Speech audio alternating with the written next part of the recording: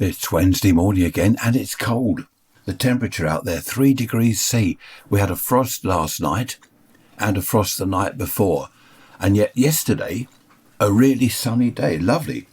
Anyway, 3 degrees at the moment, which is 37 Fahrenheit. 93% humidity. I don't know why it's so wet, the atmosphere, so damp. Because we've had sunny day. Anyway, there we are.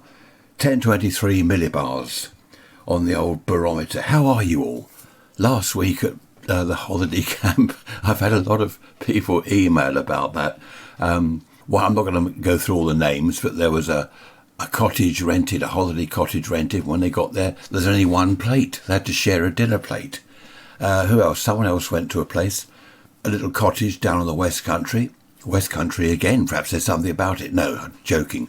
And the fridge was working, but when they opened the door to put their food in there, it was full of mouldy food, old cheese, milk. The fridge was cold, but it had just all gone off. They reckon it must have been in there months.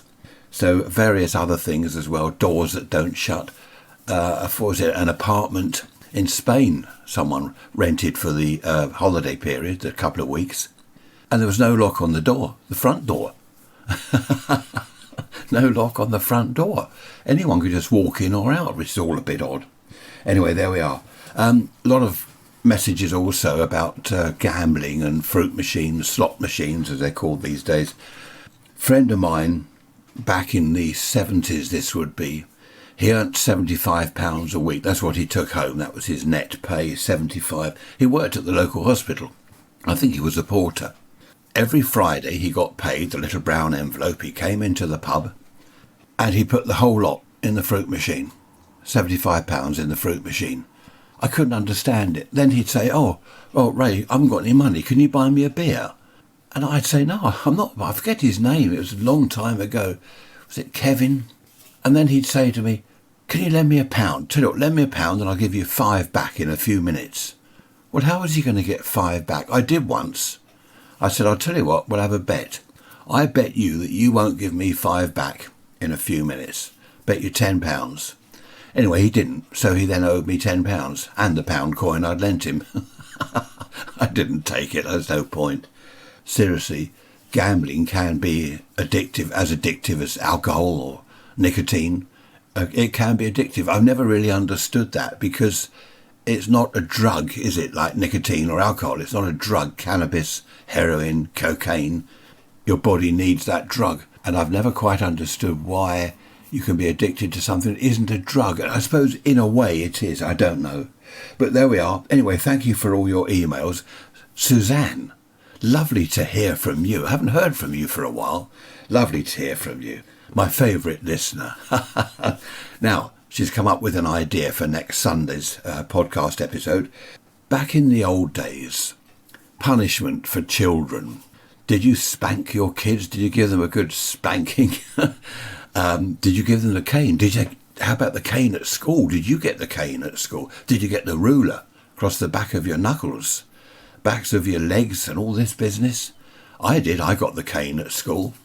I never got spanked at home. Perhaps as I was walking past my mum, if I'd given her some lip, I might get a slap on my bum as I walked past, But I mean, that was the extent of it. We have never hit any of our children. Now, why is that? You're saying, why have you never hit them?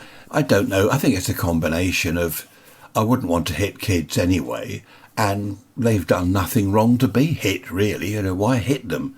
Of course, there's a difference, isn't there, between spanking and hitting, and, I don't know, a good thrashing and bring back the birch. I remember people when I was a boy saying, bring back the birch, sort out these hooligans.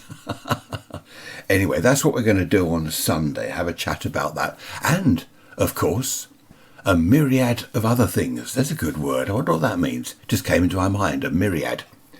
Loads of other things, in other words, shed loads, bucket loads. Ray's Rants at protonmail.com.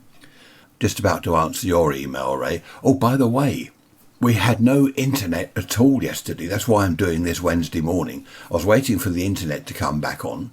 And I thought, well, I'm not going to do the recording until that's back. And it was off most of the day and the day before.